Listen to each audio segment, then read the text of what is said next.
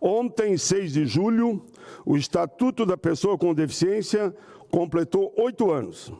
Reafirmo a sua importância na inclusão social dessas pessoas.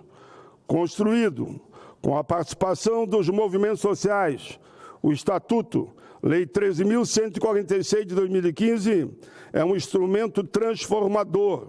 Foi aprovado por unanimidade nas duas casas, Câmara e Senado. É a base para todos os debates e discussões sobre deficiência, resumindo o seu papel, reassumindo assim o seu papel no direcionamento das políticas públicas para esse segmento tão importante da nossa gente brasileira, e que é uma referência já internacional esse instrumento. O Poder Executivo retoma a análise do instrumento que dirá quem são, de fato, as pessoas com deficiência, com seus direitos, enfim, nas políticas públicas. Esclarecer quem são essas pessoas é fundamental para dizer qual é o público-alvo de mais de 30 políticas públicas destinadas a esse setor, com o objetivo de garantir igualdade no acesso a direitos e promover a inclusão de 17 milhões de brasileiros. São 127 artigos: saúde, educação, moradia, trabalho, previdência social, assistência social, acesso à justiça, trabalho, cultura e esporte. Um dos eixos do Estatuto é a acessibilidade. A acessibilidade pode se referir aos aspectos arquitetônicos, urbanísticos ou transporte, e também aos transportes, as tecnologias, dentre outros.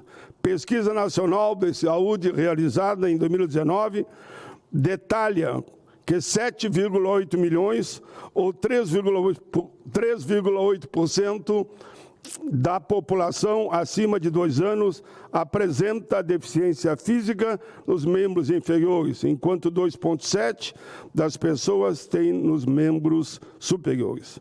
Já 3,4% dos brasileiros possuem deficiência visual.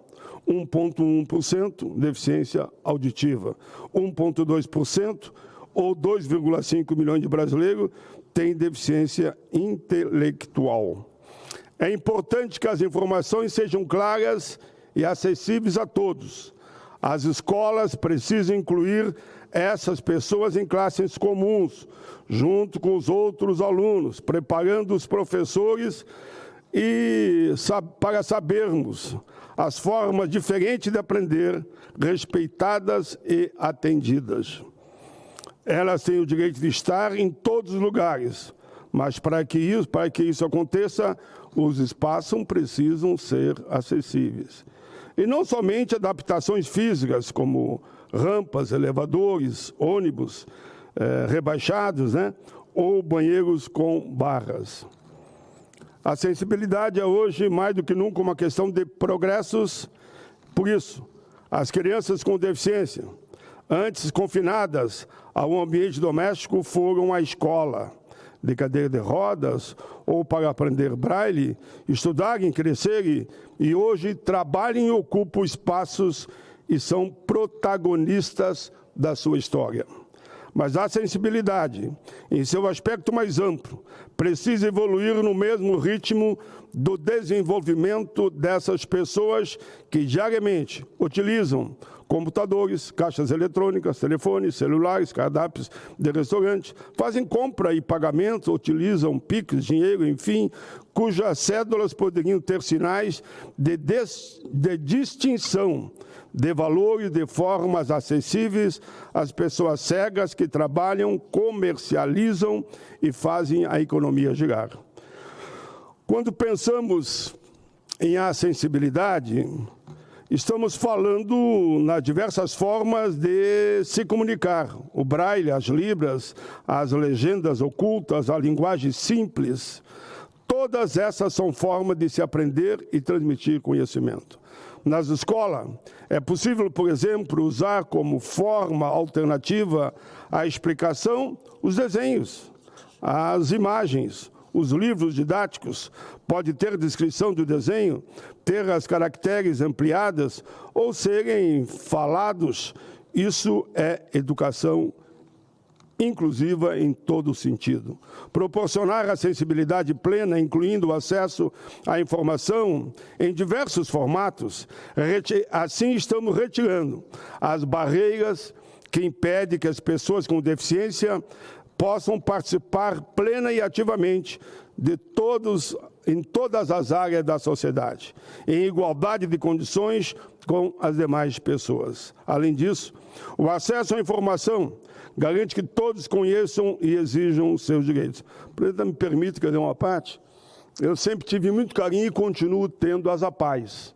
As APAES cumprem um papel fundamental. Aqui ninguém está excluindo as APAES, porque sabemos do papel que elas cumprem. Aqui estamos falando das pessoas com deficiência. Inclusive, o nosso querido presidente da Comissão de Educação foi presidente nacional das APAES, o senador Flávio Arnes. Isso é participação, é inclusão, é a mais pura vivência. Como dizem eles, as pessoas com deficiência, nada sobre nós sem nós. Hoje as coisas não são como eram antes. As pessoas com alterações no corpo não podem ser vistas como incapazes de trabalhar, estudar, casar, se divertir. Fazem parte das nossas vidas e da nossa história e da nossa caminhada. A dificuldade que essas pessoas enfrentam não são apenas por causa dos seus corpos, devido a essa ou aquela deficiência. O que dificulta ainda mais as suas vidas são as barreiras impostas pela não acessibilidade e pelo preconceito de alguns. O que deixa aí, sim, tudo mais difícil são as cidades que não são construídas para as pessoas transitarem e viverem com segurança e autonomia. Os teatros, os ginásios, os estádios, as praias, os clubes, enfim, todos os espaços precisam ser construídos de forma que uma pessoa, por exemplo, com cadeira de roda, uma pessoa com amparo nas muletas, uma pessoa com deficiência visual ou usando uma bengala, um cão-guia, possam estar em todos os lugares que eles quiserem. Não basta que as leis sejam criadas, elas precisam ser efetivadas diariamente na vida das pessoas, de todas, repito, de todos e de todas as pessoas. Este é o grande desafio que temos pela frente. Não são apenas os conhecimentos da medicina que devem falar sobre a deficiência. A avaliação da deficiência deve ser também e deve-se contar com a ajuda de outros profissionais, como, por exemplo, fonoaudiólogos, psicólogos, assistentes sociais.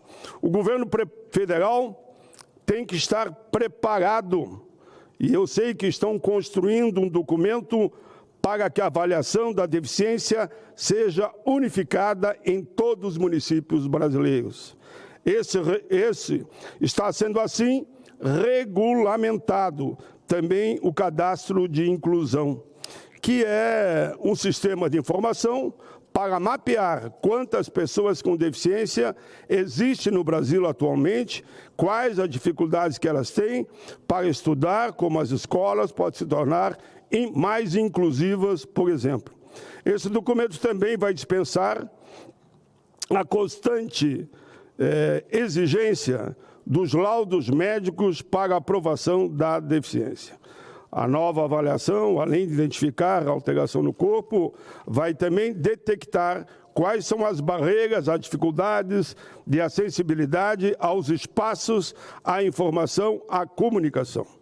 Quais as dificuldades para encontrar e permanecer em um emprego e como as empresas podem fazer para ser mais acolhedoras, já que temos uma política de cota nas empresas para as pessoas com deficiência, que deveria ser, fala-se o máximo, né? No mínimo 5%. Usando tecnologias assistivas que deem oportunidade para que demonstrem toda a sua plena capacidade de trabalhar e produzir. Permita que eu diga, presidenta, que o meu chefe de gabinete no Rio Grande do Sul, ele nem gosta que eu diga isso, mas eu digo. Santos Fagundes, ele é cego e é o chefe do gabinete no meu estado há mais de 25 anos. E aqui eu tenho o Luciano, que também é deficiente visual, que é um cidadão que contribui muito, inclusive, na hora de escrever um pronunciamento aqui que trata desse tema, ele foi fundamental. Então, se derem oportunidade para as pessoas com deficiência, eles mostram toda a sua capacidade. Enfim, se sentir incluído, participante da sociedade, contribuindo ativamente no mercado de trabalho, é muito importante para o desenvolvimento do país em seu aspecto humano e social. As diferentes características das pessoas não podem significar diferenças nas oportunidades de participação. Também é importante lembrar que uma pessoa com deficiência pode ser negro, pode ser branco, pode ser indígena, pode ser uma criança, pode ser adulto, pode ser idoso, pode ser um adolescente, que tem seus sonhos, né? Que tem suas expectativas para aquilo que ele pode fazer, desfrutar, inclusive na área do lazer, ao longo da sua vida. A vida é mais gostosa quando é compartilhada, quando os caminhos são trilhados juntos, quando as experiências podem ser trocadas. Isso é o que levamos dessa vida, o convívio com os outros, o que aprendemos com as diferenças e o que ajudamos também na solidariedade do dia a dia. Quando atendemos aos direitos de todos, aí sim podemos dizer, ninguém ficará para trás.